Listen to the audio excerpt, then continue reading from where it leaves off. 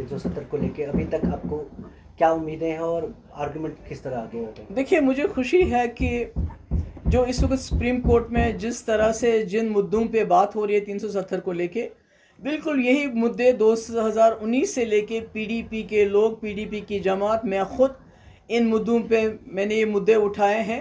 मगर फ़र्क ये है कि जब आज सुप्रीम कोर्ट में ये बातें हो रही हैं, खुल के हो रही हैं, तो सुप्रीम कोर्ट को खुशकिस्मती है कि वहाँ कोई रुकावट नहीं है। मगर हमारे लोगों को या तो थानों में बंद किया जाता है, या नज़रबंद किया जाता है, या हाउस अरेस्ट किया जाता है।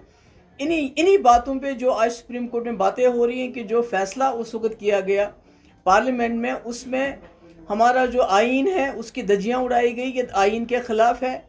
सुप्रीम कोर्ट ने खुद ये सुन रहा है, इसको सुनवाई हो रही है कि पार्लियामेंट के पास ताकत नहीं है 370 को ख़त्म करने की, जब तक कि जम्मू कश्मीर की कॉन्स्टिट्यूएंट असेंबली उसको रिकमेंड ना करे प्रेसिडेंट ऑफ इंडिया को, इसको ख़त्म कर दो।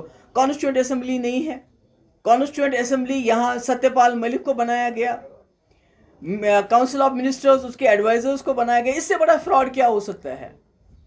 इससे बड़ा धोखा क्या हो सकता है कॉन्स्टिट्यूशन के साथ? इससे बड़े ये जो पार्लियामेंट है उसकी बेइज्जती क्या हो सकती है कि आप अपनी ब्रूट मेजॉरिटी को, पार्लियामेंट को डेसिक्रेट, उसको जो है नाजायज़ फैसले करने के लिए इस्तेमाल करते हो। तो मुझे खुशी है कि आज बहुत खुल के बहस हो रही है सुप्रीम कोर्ट में, और वहाँ जो है बड़ी अच्छी तरह से जितने भी वकील हैं, कपिल सिब्बल साहब, आप दूसरे वकील भी आएंगे, हमारे वकील भी आएंगे, तो इस पे बात खुल के हो रही है कि जो 370 है इसको दुनिया की कोई ताकत ख़त्म नहीं कर सकती, बशमूल पार्लियामेंट भी, चाहे आपके पास 500 मेंबर क्यों ना हो, तब जब तक जम्मू कश्मीर की कॉन्स्टिट्यूएंट असेंबली इसको रिकमेंड नहीं करती। ये बात साफ हो गई है। Ma'am, a remark has been witnessing by the CJI in which he has to say that the Sheikh Mohammedullah had a vision all across. So what's your take on it? नहीं, मैं तो कहती हूँ कि ये इस वक्त तो सब कुछ दाव पे लगा हुआ है।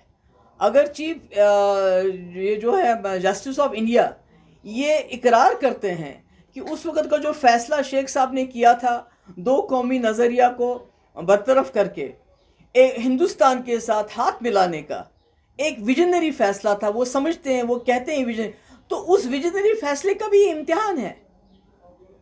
क्या वो फैसला सही था कि जिसमें उनको ये गारंटीज दी गई गवर्नमेंट ऑफ इंडिया की तरफ से, इस मुल्क के कॉन्स्टिट्यूशन की तरफ से, कि जम्मू कश्मीर की यूनिक आइडेंटिटी, हमारी शिनाख्त को महफूज रखने के लिए कुछ सेफ गार्ड्स मिलेंगे कॉन्स्टिट्यूशनल। तो आज उसका भी इम्तिहान है कि जो शेख साहब ने उस वक्त फैसला किया पाकिस्तान के बजाय, आज़ाद रहने के बजाय हिंदुस्तान के साथ हाथ मिलाने का, क्या वो फैसला, क्या वो विजन सही था? तो उसका भी फैसला आज होगा।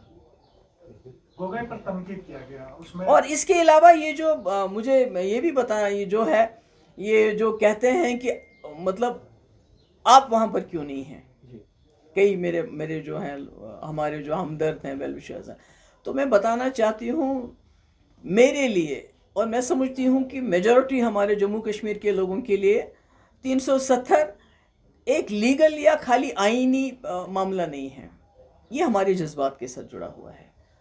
तो अभी तक मैंने बहुत कोशिश की, पर मैं अपने दिल को इतना मजबूत नहीं कर पा रही हूँ कि मैं वहाँ जाके अदालत में बैठ के इसके ऊपर बहस सुनूं। मुझे नहीं समझ आता कि मैं क्या वो बर्दाश्त ला सकती हूँ कि मैं 370 के ख़िलाफ़ जो है वहाँ बहस को बर्दाश्त कर पाऊँगी, क्योंकि ये मैंने जो पहला इलेक्शन लड़ा है तो मैंने जम्मू कश्मीर के आइन की कसम खाई है, मुल्क के आइन के साथ साथ मैंने जम्मू कश्मीर के झंडे को उठाया है मुल्क के झंडे के साथ। तो इसलिए मेरे लिए ज़ाती तौर पे अभी मुझ में वो हिम्मत नहीं है कि मैं वहाँ अदालत में बैठूं और इस बहस को सुनूं, पर इंशाल्लाह मैं कोशिश कर रही हूं कि हो सकता है थोड़ी हिम्मत जुटा के मैं, जब हमारा भी वकील या दूसरे वकील आएंगे तो वहाँ जाने की कोशिश करूँगी। और अभी मेरा जो है अभी वो मजबूती नहीं है, हो सकता है, आई डोंट नो क्यों नहीं है। मुझे बहुत घबराहट होती है सोच के कि मैं अदालत में बैठूं और उसके बाद वहाँ 370 के ख़िलाफ़ कोई बात हो तो मैं क्या वो बर्दाश्त कर पाऊँगी। मेरे लिए बहुत बड़ा ये डिलेमा बन गया है। Thank you. हो गया? I think that's enough. Thank you. आपको भी यही